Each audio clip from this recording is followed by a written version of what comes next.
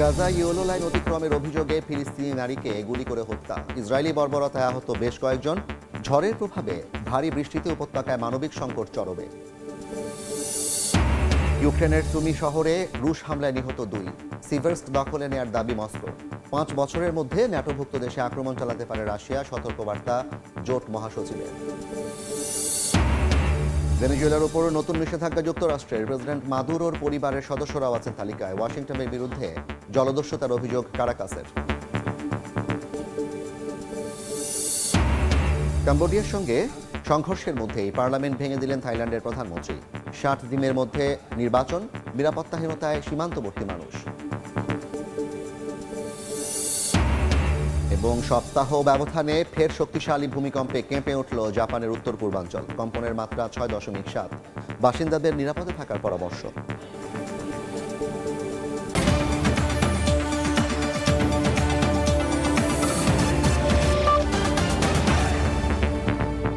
আন্তর্জাতিক সময়ের সঙ্গে আছি আমি জাফর সাদিক। শুরুতে ইনকিলাব মঞ্চের মুখপাত্র ওসমান হাদির গুলিবিদ্ধ হওয়ার খবর। দুপুরে রাজধানীর পল্টন এলাকায় গুলিবিদ্ধ হন তিনি। সেখানে আছেন সহকর্মী স্বপন আহমেদ এবং ঢাকা মেডিকেলে আছেন তানভীর হাসান মেঘ। প্রথমেই যাচ্ছি মেঘের কাছে, স্বপনের কাছে যাচ্ছি আমরা। প্রথমে স্বপন,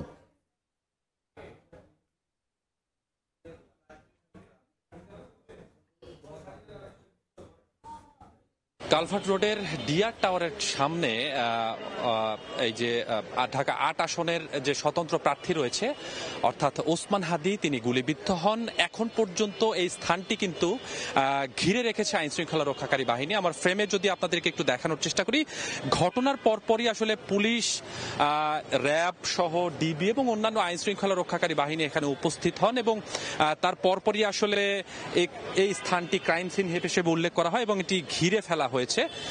ঘটনার পরপর আমরা যারা এখানে প্রত্যক্ষদর্শী ছিলেন, যেহেতু আজকে শুক্রবার নামাজের পরপর আসলে অনেকে বাসায় চলে গিয়েছিলেন, তো তারপরেও যারা আসলে গুলির শব্দে বের হয়েছিলেন তাৎক্ষণিক তারা আমাদেরকে যেটি জানিয়েছেন যে ঠিক 2:20 থেকে 25 মিনিটের ভেতরেই এই ঘটনাটি ঘটে এবং 2টি মোটরসাইকেলে 4 জন ব্যক্তি আসে। একটি মোটরসাইকেল থেকে ওসমান হাদিকে উদ্দেশ্য করে গুলি করা হয় এবং গুলিটি তার মাথার আশেপাশেই লেগেছে এমনটি কিন্তু এই স্থানীয় যারা রয়েছেন, যারা ঘটনার পরপর এখানে উপস্থিত হয়েছিলেন, তারা আমাদেরকে জানিয়েছেন।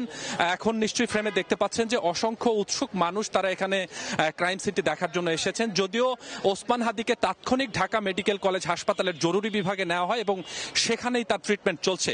তো আমরা কিছুক্ষণ আগেই এখানকার যে উপপুলিশ কমিশনার রয়েছেন জনাব হারুনুর রশিদ, তার সাথে কথা বলেছি। তিনি আমাদেরকে জানালেন যে এখন পর্যন্ত মূল যে কালপিট বা যারা ঘটনাটি ঘটিয়েছে তাদেরকে আসলে তারা শনাক্ত করতে পারেনি, কেননা এখানকার যে মূল যে ঘটনাস্থলের ফুটেজ সেটি তাদের হাতে এখনো এসে পৌঁছায়নি।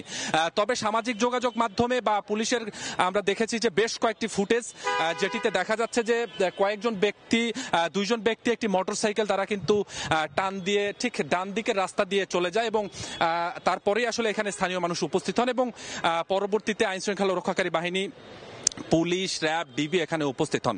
তো এই ঘটনার পরপর সামাজিক যোগাযোগ মাধ্যমে বিভিন্ন দলের নেতারা তারা কিন্তু পোস্ট করেছেন, তারা কিন্তু এই ঘটনার তীব্র নিন্দা জানিয়েছেন। বিশেষ করে বিএনপি মহাসচিব মির্জা ফখরুল ইসলাম আলমগীর তিনিও কিন্তু পোস্ট করেছেন এবং তিনি বলেছেন যে এই ঘটনার আসলে যেহেতু গতকালকে ইস্তেহার ঘোষণা করা হয়েছে, এই ঘটনা অর্থাৎ ইস্তেহার ঘোষণার পরদিন ঠিক এ ধরনের ঘটনা আসলে মানুষের মধ্যে একটি আতঙ্ক তৈরি করবে। পাশাপাশি এই ঘটনার তীব্র নিন্দা এবং যারা এই ঘটনার সাথে জড়িত তাদের অতি দ্রুত শনাক্ত করে তাদের আইনের আওতায় আনার দাবি জানিয়েছেন। পাশাপাশি এনসিপি নেতা নাসিরউদ্দিন পাটোয়ারি তিনিও কিন্তু এই ঘটনার তীব্র নিন্দা এবং ক্ষোভ প্রকাশ করেছেন। এছাড়াও অন্যান্য যে রাজনৈতিক দল রয়েছে তাদের পক্ষ থেকেও আমরা সামাজিক যোগাযোগ মাধ্যমে বিভিন্ন এখানকার যে স্থানীয় মানুষ রয়েছেন তারাও কিন্তু বেশ আতঙ্কিত রয়েছেন, কেননা সামনে নির্বাচন, এই নির্বাচনকে ঘিরে সহিংসতার যে বিষয়গুলো সেটিও কিন্তু এই ঘটনাতেই উঠে আসছে। এমনটি এখানকার যারা সাধারণ মানুষ রয়েছেন তারা কিন্তু একটু আতঙ্কিত বা শঙ্কায় প্রকাশ করছেন। তবে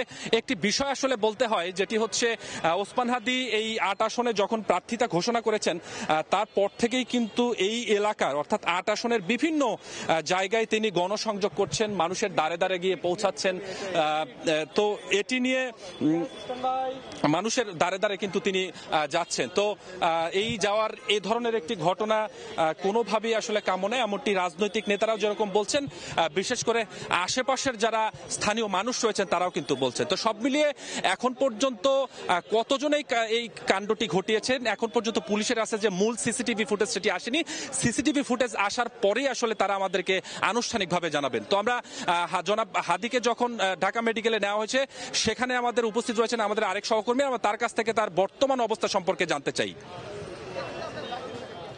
ঢাকা ৮ আসনের স্বতন্ত্র প্রার্থী এবং ইনকিলাব মঞ্চের মুখপাত্র ওসমান বিন হাদি কিন্তু দুপুরের দিকে গুলিবিদ্ধ হয়েছেন এবং গুলিবিদ্ধ হওয়ার পরপরই কিন্তু তাকে ঢাকা মেডিকেল কলেজ হাসপাতালে নিয়ে আসা হয়েছে। এবং আপনারা নিশ্চয়ই এই মুহূর্তে ঢাকা মেডিকেল কলেজ হাসপাতালে যে চিত্রটুকু দেখতে পাচ্ছেন সেখানে আমরা দেখতে পাচ্ছি যে এখানে কিন্তু সেনাবাহিনীও মোতায়েন করা হয়েছে এবং সেই সঙ্গে ওসমান হাদিকে দেখার জন্য কিন্তু এখানে তার সংগঠনের যে সকল মানুষ রয়েছে তারাও কিন্তু এসেছেন। এবং সেই সঙ্গে একটু জানিয়ে রাখতে চাই যে ঢাকা ৮ আসনের স্বতন্ত্র প্রার্থী ও ইনকিলাব মঞ্চের মুখপাত্র শরীফ ওসমান বিন হাদি গুলিবিদ্ধ হয় এবং শুক্রবার জুমার নামাজের পরপর রাজধানীর বিজয়নগরের কালভার্ট রোডে এলাকায় গুলির ঘটনা ঘটে এবং তাকে জরুরি অবস্থায় ঢাকা মেডিকেল কলেজ হাসপাতালে নিয়ে আসা হয়। এবং সেই সঙ্গে যদি কিন্তু ভিড় লক্ষ্য করতে পারছে এবং মেডিকেল কলেজ হাসপাতাল জুড়ে রয়েছে এবং সেই সঙ্গে আমরা দেখছি যে এখানে সেনাবাহিনীও মোতায়েন করা হয়েছে।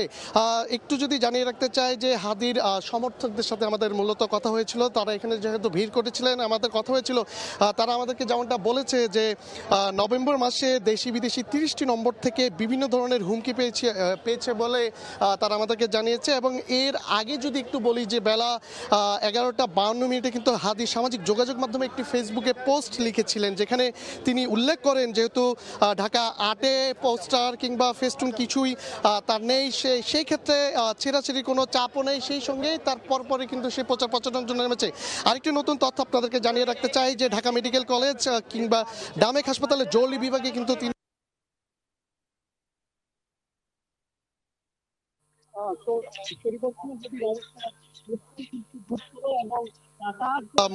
মোশকাত আহমেদ কিন্তু তিনি তেমনটাই জানিয়েছেন এবং তিনি জানিয়েছেন যে শরীফ ওসমান হাদির অবস্থা অনেকটাই কিন্তু গুরুতর এবং তার যে সমর্থকরা কিন্তু আমরা দেখছি যে পুরো হাসপাতালের যে জরুরি বিভাগের যে প্রাঙ্গণ রয়েছে সেখানে কিন্তু আমরা দেখছি যে অসংখ্য সমর্থকদের ভিড়। এবং আমরা আরেকটি তথ্য পেয়েছি বিএনপির স্থায়ী কমিটির সদস্য মির্জা আব্বাস অর্থাৎ তিনিও কিন্তু ঢাকা ৮ আসন থেকে আসন্ন জাতীয় ত্রয়োদশ সংসদ নির্বাচনে তিনিও কিন্তু লড়ছেন এবং সেই সঙ্গে বিএনপির সিনিয়র যুগ্ম মহাসচিব রুহুল কবির রিজভীও কিন্তু আসার কথা রয়েছে। তবে এখন যদি বলা চলে যে ঢাকা মেডিকেল কলেজ হাসপাতালের এই মুহূর্তে যে চিত্র সেটি বলা চলে যে ওসমান হাদির যে সমর্থকরা রয়েছেন তারা মূলত এই হাসপাতালের যে জরুরি বিভাগের যে প্রাঙ্গণ রয়েছে সেখানে কিন্তু তারা ভিড় করছেন। এবং সেই সঙ্গে আরেকটি নতুন তথ্য আপনাদেরকে জানিয়ে রাখতে চাই যে এই ওসমান হাদির গুলিবিদ্ধের ঘটনায় কিন্তু কিছুক্ষণ পর শাহবাগেও কিন্তু বিক্ষোভ মিছিলের ডাক দেওয়া হয়েছে। আমরা জানি যে ঢাকা ৮ আসনের স্বতন্ত্র প্রার্থী ও ইনকিলাব মঞ্চের মুখপাত্র অর্থাৎ শরীফ ওসমান বিন হাদি কিন্তু গুলিবিদ্ধ হয়েছেন এবং তিনি কিন্তু মূলত এই দুপুরের দিকে গুলিবিদ্ধ হয়। তার পরপরই তাকে রিকশা করে আমরা দেখেছি একটি সামাজিক যোগাযোগ মাধ্যমে ভিডিও আমরা দেখতে পেয়েছি, তাকে রিকশা করে রক্তাক্ত অবস্থায় কিন্তু তাকে এই ঢাকা মেডিকেল কলেজ হাসপাতালে নিয়ে আসা হয় এবং এক পর্যায়ে তাকে জরুরি চিকিৎসাও কিন্তু দেওয়া হচ্ছে। তবে আমরা এখানে আসার পর সমর্থকদের সাথে কথা বলেছি, তারা আমাদেরকে যেমনটা জানিয়েছে অর্থাৎ এই ঢাকা মেডিকেল কলেজ হাসপাতালের প্রাঙ্গণের সামনে যে সকল সমর্থকদেরকে আপনারা দেখতে পাচ্ছেন তাদের সাথে আমাদের কথা হয়েছে, তারা আমাদেরকে যেমনটা জানিয়েছে মূলত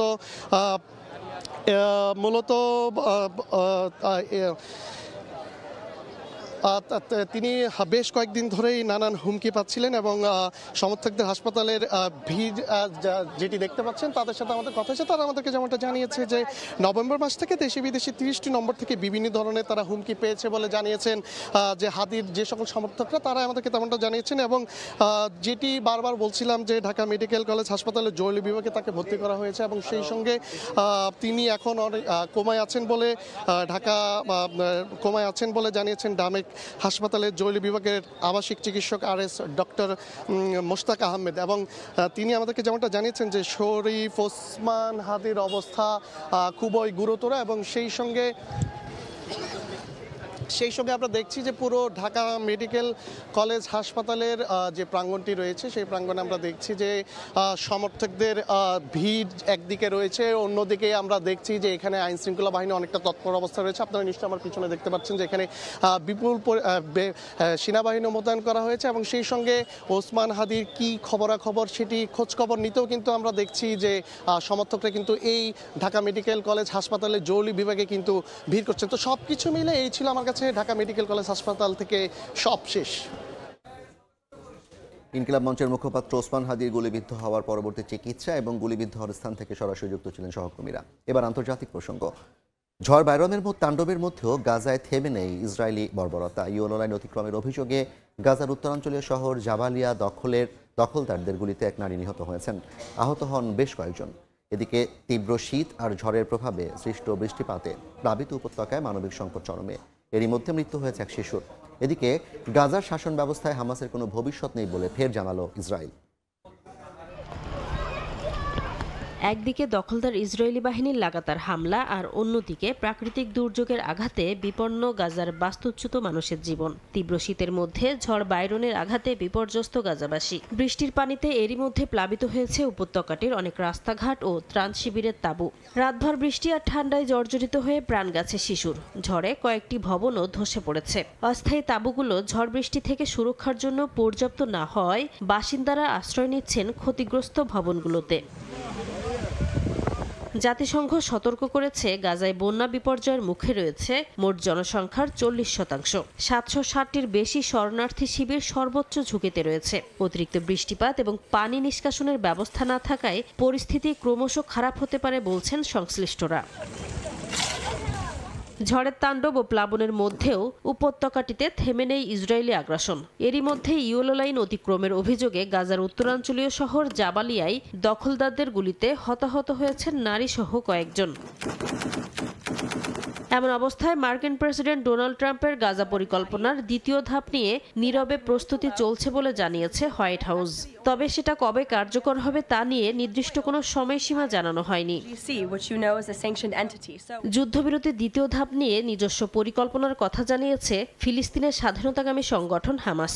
সব অস্ত্র জমা দেওয়ার বিষয়টি গাজাবাসী প্রত্যাখ্যান করেছে উল্লেখ করে সশস্ত্র গোষ্ঠীটি জানায়, নিরস্ত্রীকরণ ও সামরিক অস্ত্র ভান্ডার নিয়ে কিভাবে এগুবে সে বিষয়ে যুক্তরাষ্ট্রকে নিজেদের পরিকল্পনা বোঝানোর চেষ্টা চলছে। ফিলিস্তিনিদের পুনর্গঠন কার্যক্রম শুরু করার সুযোগ দিতে মধ্যস্থতাকারী সহ অন্য দেশগুলোকে ইসরায়েলের ওপর চাপ সৃষ্টির আহ্বান জানিয়েছে সংগঠনটি। এদিকে ইসরায়েল বলছে, গাজা উপত্যকার শাসন ব্যবস্থায় হামাসের কোনো ভবিষ্যৎ নেই। যুদ্ধবিধ্বস্ত এ ভূখণ্ডকে অস্ত্রমুক্ত করার পাশাপাশি যুদ্ধবিরতি চুক্তির শর্ত অনুযায়ী হামাসকে নিরস্ত্র করা হবে বলে আবারও সাফা জানিয়ে দিয়েছেন সরকারের মুখপাত্র শোস বেদ্রোজিয়ান। নাসরিন রুমি, সময় সংবাদ। ইউক্রেনের দোনেৎস্ক অঞ্চলের সিভার্স্ক শহর পুরোপুরি দখলে নেওয়ার দাবি করেছে রুশ সেনারা। এই খবরে সেনাদের প্রতি কৃতজ্ঞতা জানিয়েছেন দেশটির প্রেসিডেন্ট ভ্লাদিমির পুতিন। রুশ হামলায় ইউক্রেনের উত্তর পূর্বাঞ্চলীয় সুমি শহরে আবারও 2 জন নিহত হয়েছেন। এদিকে আগামী 5 বছরের মধ্যে ন্যাটোভুক্ত দেশগুলোর কোনো একটিতে রাশিয়া হামলা চালাতে পারে বলে সতর্ক করেছে পশ্চিমা সামরিক জোটটির মহাসচিব। ভেনেজুয়েলার সঙ্গে ব্যবসায় জড়িত আরও 6টি জাহাজের ওপর নিষেধাজ্ঞা দিয়েছে যুক্তরাষ্ট্র। প্রেসিডেন্ট নিকোলাস মাদুরোর 3 ভাতিজাকেও নিষেধাজ্ঞার আওতায় আনা হয়েছে বলে জানিয়েছে মার্কিন ট্রেজারি। এদিকে হোয়াইট হাউসের প্রেস সেক্রেটারি ক্যারোলিন লেভিট বলেছে, জব্দকৃত তেলবাহী ট্যাঙ্কারটি মার্কিন বন্দরে নেওয়া হবে। এমন অবস্থায় যুক্তরাষ্ট্রের বিরুদ্ধে আন্তর্জাতিক জলদস্যুতার অভিযোগ তুলেছে ভেনেজুয়েলা। কম্বোডিয়ার সঙ্গে সংঘর্ষের মধ্যেই পার্লামেন্ট ভেঙে দিয়েছেন থাইল্যান্ডের প্রধানমন্ত্রী অনুতিন চার্নভিরাকুল। আগামী 45 থেকে 60 দিনের মধ্যে সাধারণ নির্বাচনের ঘোষণাও দিয়েছেন তিনি। বলেন, পার্লামেন্ট ভেঙে দেওয়া হলেও সীমান্তে চলমান সংঘাতে কোনো প্রভাব পড়বে না। শুক্রবার ইস্যুটি নিয়ে মার্কিন প্রেসিডেন্ট ডোনাল্ড ট্রাম্পের সঙ্গে ফোন আলাপ করবেন অনুতিন। এদিকে উত্তেজনা চলমান থাকায় অনিশ্চয়তার মুখে আছেন সীমান্তবর্তী বাসিন্দারা। দেখছেন আন্তর্জাতিক সময়, সঙ্গেই থাকুন। জাপানের উত্তর পূর্বাঞ্চলে 6.7 মাত্রার ভূমিকম্প আঘাত এনেছে। স্থানীয় সময় শুক্রবার দেশটির আবহাওয়া বিভাগ এ তথ্য জানিয়েছে।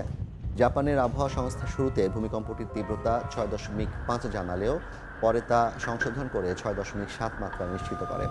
পাশাপাশি সংস্থাটি উত্তর প্রশান্ত মহাসাগরীয় উপকূলে সর্বোচ্চ 1 মিটার উচ্চতার সুনামি ঢেউ আঘাত হানতে পারে বলে সতর্কতা জারি করে, যদিও পরে তা প্রত্যাহার করে নেয়।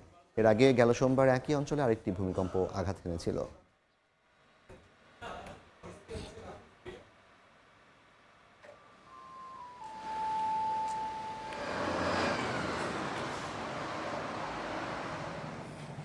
স্টিলটেক মানে গুণগত মানের নিশ্চয়তা। It's all about stainless style. দেশ জুড়ে দুর্নীতি বিরোধী ব্যাপক বিক্ষোভের মুখে অবশেষে পদত্যাগের ঘোষণা দিয়েছে বুলগেরিয়া সরকার। দুর্নীতি দমনে সরকার ব্যর্থ হয়েছে অভিযোগ তুলে কয়েকদিন ধরে বিক্ষোভ করছেন হাজার হাজার মানুষ। পরে তা সরকার বিরোধী আন্দোলনের রূপ নেয়। বৃহস্পতিবারের বিক্ষোভের জেরে বুলগেরিয়ার প্রধানমন্ত্রী হোসেন তার সরকারের পদত্যাগের ঘোষণা দেন। এর আগে গত সপ্তাহে দেশটির সরকার প্রথমবারের মতো 2026 সালের বাজেট পরিকল্পনা প্রকাশ করেন।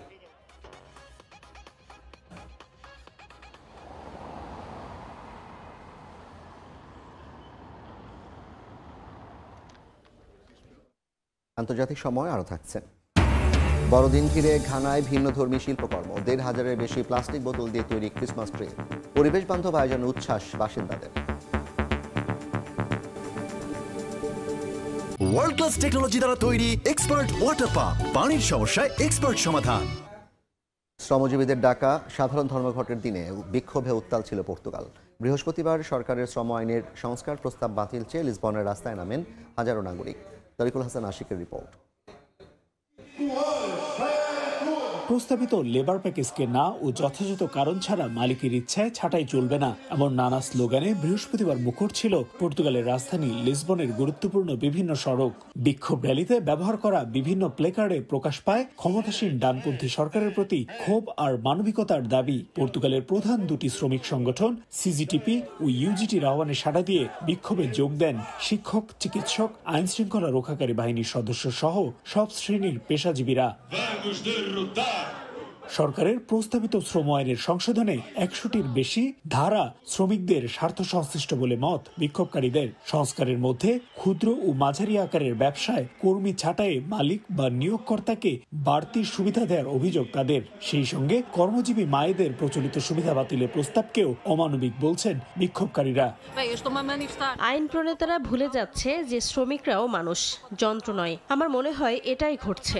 সরকার কর্মীদের মানুষ মনে করছে না। এই সংস্কার প্রস্তাব কোনোভাবেই কাম্য নয়।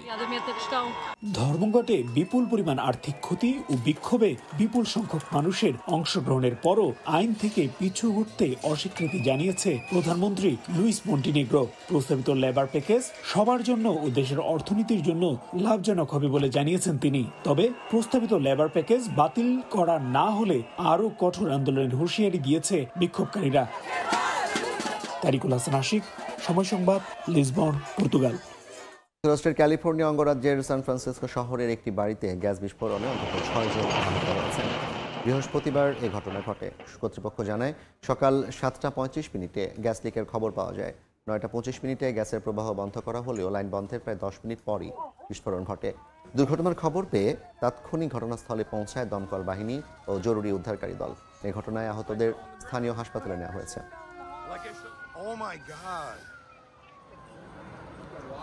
দেখছেন আন্তর্জাতিক সময়।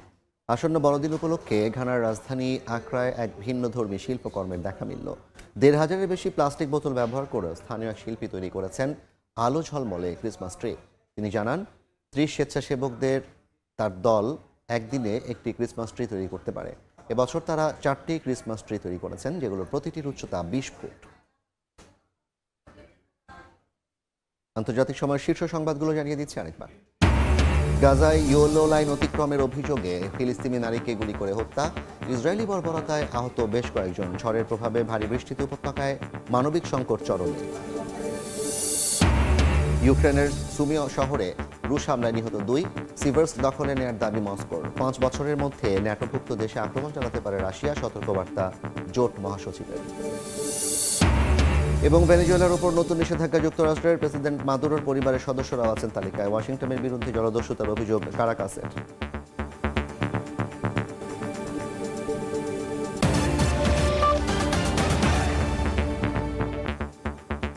এই ছিল আন্তর্জাতিক সময়। বিকেল 5টার সময় সংবাদ নিয়ে আসছি কিছুক্ষণ পর। সঙ্গে থাকুন সময়ের।